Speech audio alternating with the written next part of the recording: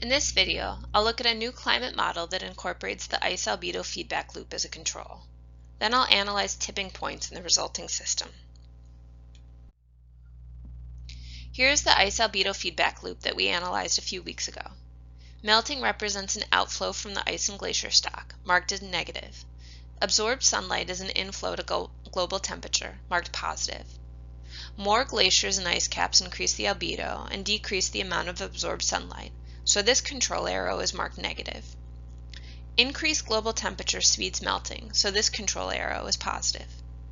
There are two negatives in this feedback loop, so overall this is an amplifying or positive feedback loop.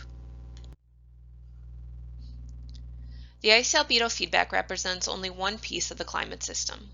One way to incorporate this into the full system is as a control from the climate temperature to the incoming shortwave radiation. Note that this control is labeled positive since we determined the ice albedo feedback as a positive feedback loop.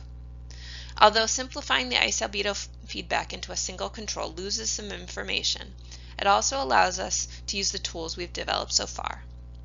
This model also incorporates our previous modeling of outflow through long-wave radiation using Stefan's law and of the greenhouse effect as a parameter. Here I've shown inflow and outflow based on this stock flow model. This was developed by the climatologist Mikhail Bedico during the 1960s. Temperature in Kelvin is shown on the horizontal axis. Flow in watts per square meter is shown on the vertical axis. The outflow curve in green is determined by Stefan's law. This curve is plotted for a parameter value of 0.65. The S-shaped curve of the inflow in blue takes into account the ice albedo feedback. Note that there are three equilibrium points, A, B, and C, where the inflow is equal to the outflow.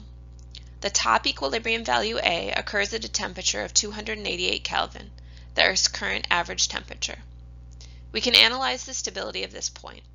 For temperatures just below 288 Kelvin, the inflow is greater than the outflow. This will tend to raise the temperature, moving it toward the equilibrium.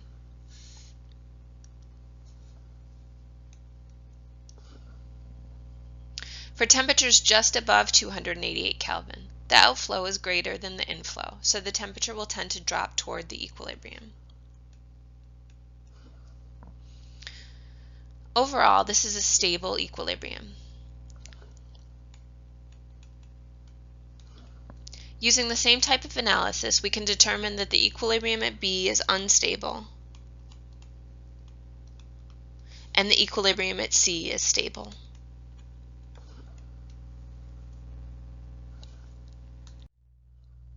The equilibrium at A is sometimes referred to as the Goldilocks state, as the existence of this state is just right for life on Earth as we know it. In this model, the equilibrium at C occurs at 222 Kelvin, or minus 60 Fahrenheit. This would result in a frozen or snowball Earth. Recall that the greenhouse effect, the parameter in this model, affects the outflow. To investigate tipping points for this model, I've plotted outflow for several different parameter values. Notice that as we move from G equals 0.65 to G equals 0.5, the equilibriums at B and C move closer together and then merge into a single equilibrium point.